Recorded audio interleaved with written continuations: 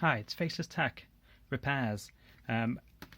Hopefully the next couple of videos and stuff I'm trying to branch out into a bit of electronic repair. It's a bit inspired by my mate Vince YouTube channel, watching his switch work, trying to get switches working and stuff, and I was like, oh, I don't know why, I just kind of had a bit of a fixation with the DS. Reshelled a classic DS. I always work with them, and I thought, oh, I was going to get a 3DS, the hinged one, but I thought I'll start with something simpler, a 2DS, which I ended up ordering 4 of, gone a bit wild. One of them, the first one I got, was really lucky. It's something you should look for online. It was this one here.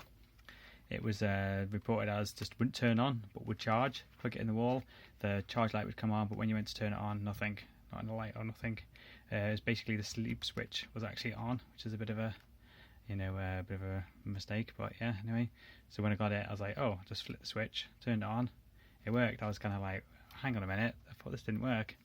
And I tested it. I was like, oh, later on, I was like, oh, it must have just been that then. So I got lucky with one.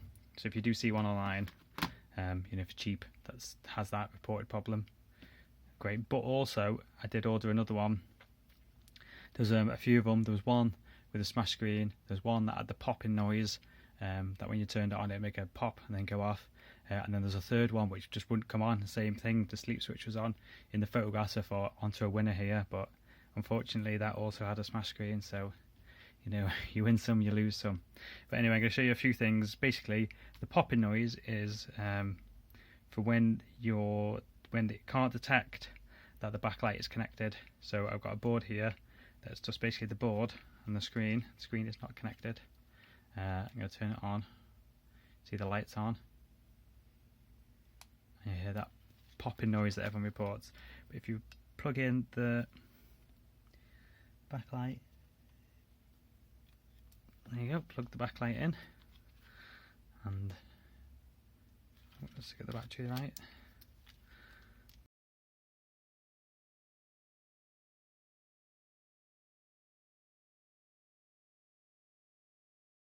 So weird. Oh, I know what. Do you know what it was? The sleep switch. So if you are working with one and it seems dead, just check your sleep switch. Have I just turned it on? No. Have I got the battery right? God, this is great. Great. Oh, there we go. It's coming on. And there you go. Smash screen. And you'll hear the noise. See the C-sticks go wild because it's not connected, but it's working. And that's the only ribbon cable that was connected. These two here are the screen ribbon cables, because it's 2 screens, but it's 1 screen. There's this ribbon cable, which is your power. Your home button, and you got this one, which is your touch screen. You got this one up here, which is your back camera ribbon cable, and then there's this one, which is your C-stick. Got to be careful with these little ones. This one down here, I did actually snap the little hinge off it, and it's pretty much dead as a dodo now. I don't know if you can order these or what they are. They're like a zero force infusion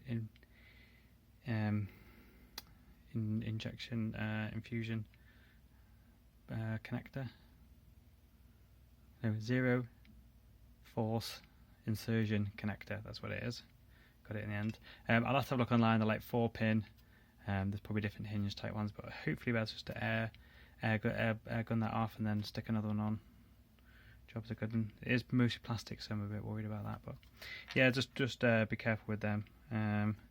So yes, if you see one that has the popping noise, it's because either the screen's smashed, which is affecting the backlight, or the backlight that cable could have just come loose, but probably not.